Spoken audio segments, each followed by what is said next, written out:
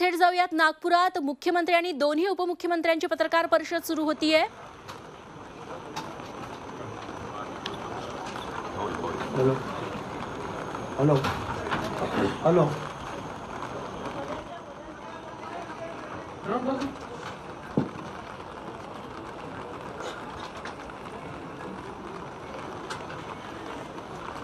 आपल्या सर्वांचं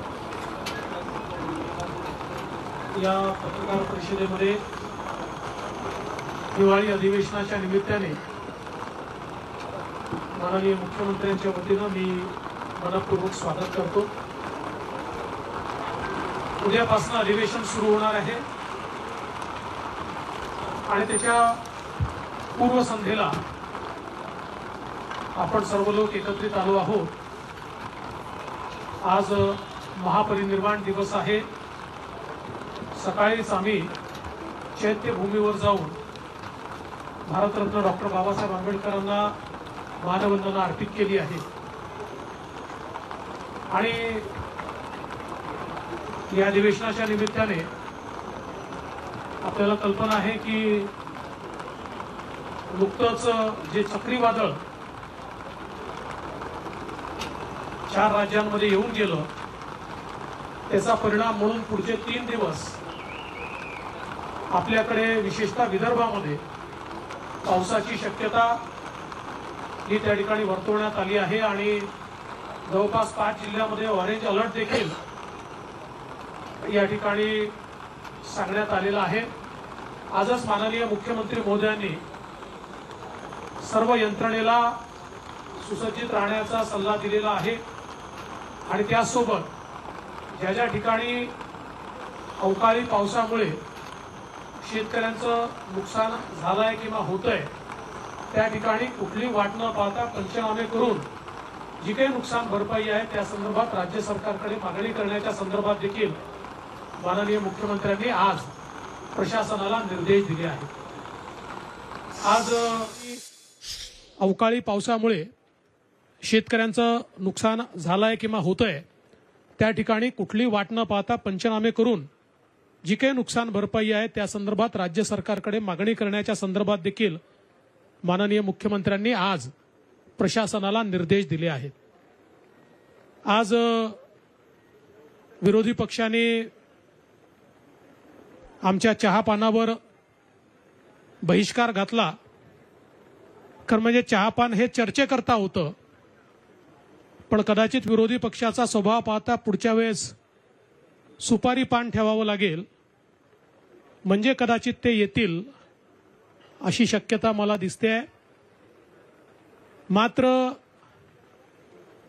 आज विरोधी पक्षाने न येण्याची कारण आणि जे पत्र दिलेलं आहे मगाशी मी बघितलं की त्यांच्या पत्रकार परिषदेमध्ये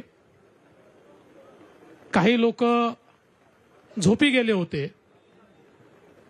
म्हणजे 3 राज्यात जसे झोपले तसे पत्रकार परिषदेतही काही लोक झोपी गेले होते पण तशाच झोपेत हे पत्र लिहिलं आहे का असा प्रश्न पडावा अशा प्रकारचं पत्र विरोधी पक्षाने दिलंय।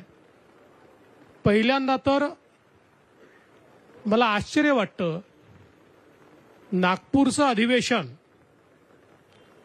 विदर्भाच्या प्रश्नावर चर्चा व्हावी मराठवाड्याच्या प्रश्नावर चर्चा व्हावी याकरता खऱ्या अर्थानं हे अधिवेशन या ठिकाणी होत असतं पण विरोधी पक्षाच्या पत्रामध्ये विदर्भ मराठवाड्याच्या समस्यांचा उल्लेखच नाहीये। विरोधी पक्षाला विदर्भ मराठवाड्याचा संपूर्ण विसर पडलेला आहे असं या पत्रावरनं दिसतं। दुसरं असं आहे की राज्यात काय चाललंय याचं भान देखील त्यांना नाहीये कारण त्यांनी त्याच्यामध्ये कंत्राटी भरतीच्या GRचा विषय काढलेला आहे।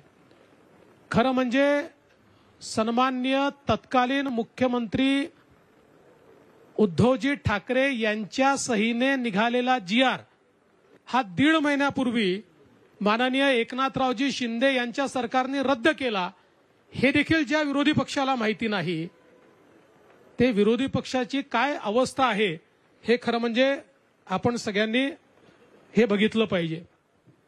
अनेक विषय या ठिकाणी आहेत. विशेषतः आपण जर बघितलं तर राज्यावर कर्ज वाढताय वगैरे असे अनेक मुद्दे त्यांनी मांडले आहेत. आता दादा त्याच्या संदर्भात सांगतील. केवळ एकच आकडा जाणीवपूर्वक आपल्या पुढे ठेवतो की अर्थव्यवस्थेमध्ये किती वाढ झाली आहे. तर 2013-14 साली आपला जीएसडीपी, आपली अर्थव्यवस्था ही 16 लाख कोटीची होती. आज आपली अर्थव्यवस्था 35 लाख कोटीची झाली आहे. म्हणजे गेल्या 10 वर्षामध्ये 2.5 पटीपेक्षा जास्त आपली अर्थव्यवस्था झालेली आहे. त्यामुळे मी कर्जाच्या संदर्भात या ठिकाणी सांगत नाही, दादा ती आकडेवारी आपल्याला सांगतीलच. पण मी एवढंच सांगू शकतो की आजही देशाच्या सगळ्या राज्यांच्या अर्थव्यवस्थेच्या तुलनेत मी असं म्हणणार नाही आम्ही श्रीमंत आहोत, पण बॅलन्स्ड अर्थव्यवस्था जर कोणाची असेल तर ती महाराष्ट्राची आहे, हे मात्र या ठिकाणी नमूद केलं पाहिजे. आज आमच्या विरोधी पक्षनेते वडेट्टीवार साहेबांनी एनसीआरबीच्या अहवालाचा देखील हवाला दिला. आता ठीक आहे, काही काळ त्यांचा होता, काही काळ आमचा होता, तरी एनसीआरबीचा अहवाल कसा वाचायचा हे देखील कधीतरी शिकलं पाहिजे.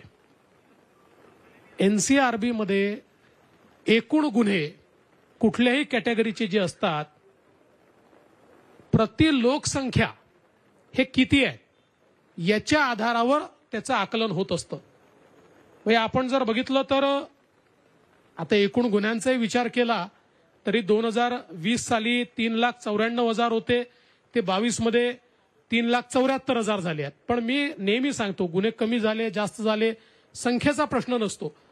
आता लोक संख्येचा जर विचार केला, आता वडेट्टीवार साहेब कालही बोलले, परवाही बोलले, अजून विरोधी पक्ष नेते बोलले, बाकीचे नेते बोलले की महाराष्ट्र हा दुसरा क्राईममध्ये, ही वस्तुस्थिती नाही आहे.